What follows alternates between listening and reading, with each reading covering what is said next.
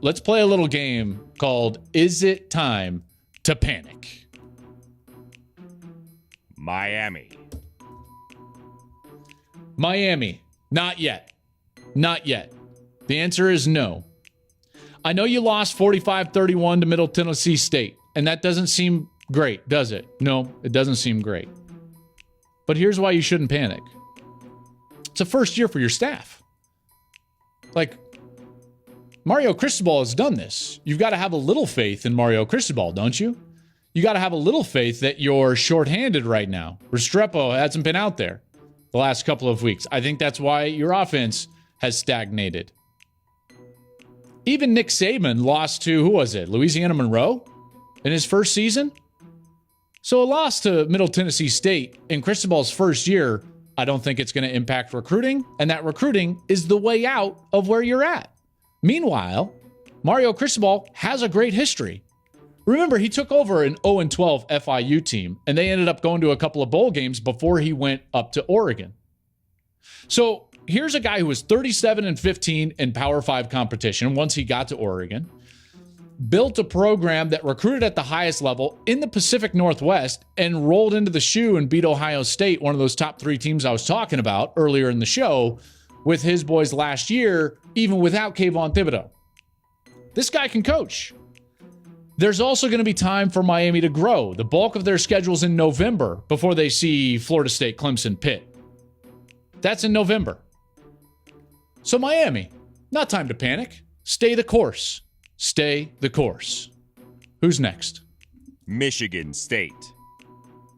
Panic. Panic time. Like 5-alarm fire. Panic time. This is year 3. It ain't year 1. This is year 3. This is the year that it's supposed to be a roster full of the guys that Mel Tucker recruited. This is supposed to be the roster that doesn't need all the transfer infusion. This is supposed to be the roster that flips the culture. 34-7 in Minnesota. 34-7. By the way, Minnesota could have scored at the end. It would have been 38-0. They kick a field goal, and then Michigan State scores their only touchdown in like the last minute of the game. It's panic time for Michigan State. Mel Tucker is supposed to be a defensive guy. This is where he cut his teeth. He was a defensive coordinator. He was a defensive backs coach. And yet last year, in year 2, they're 110th in total defense. Okay, it's year 2, Joel. Okay, well, now it's year 3. You're supposed to have your guys in here. You're supposed to be turning over the roster. And they just gave up 500 yards in back-to-back games. Washington and now Minnesota. This ain't good. This ain't good. Mel Tucker's in his 4th year as a head coach. He's 20-16 overall and has only had 1 winning season. So we haven't seen him have a winning season without Kenneth Walker, the Doak Walker Award winner from last year. And then comes the really heavy part for Michigan State. Look at their next 4 games. Bro. Trubs. We got some serious trubs rolling in for the Spartans. At Maryland, that's a team that I think is actually pretty good, in particular with the way they played last week. Mike Loxley doing some good things with them. Offensively, very good. And Michigan State can't stop anybody. Ohio State, good luck. Saw what happened last year. And that was with Kenneth Walker. At Wisconsin. I know Wisconsin's not great this year, but you have confidence after watching a 34-7 beatdown at the hands of Minnesota at home that you're just going to roll into Camp Randall and beat the Badgers? And then Michigan. I know you got Jim Harbaugh's number, but you really going to beat them again? Michigan State, it's panic time because you're staring at 3-5 or 2-6, dead down the barrel. That next 4, it ain't easy. It ain't easy at all. Last one. Texas. I told you a few weeks ago, after the Alabama loss, Quinn Ewers gets hurt, and I said, almost verbatim, Texas fans, relax. You're going to lose a game before Red River, a game that you feel like you should win. And that's exactly what happened. I don't think Texas should panic at all.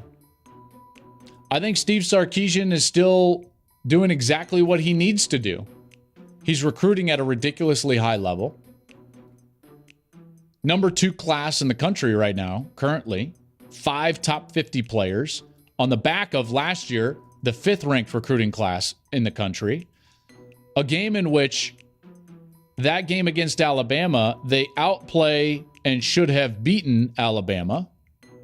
I still think that Texas is going to be fine. I still think that they're going to have a shot to go to the Big 12 title game. I really do. They're getting way better on the offensive line. And next year, that should be a really good football team. A really good football team.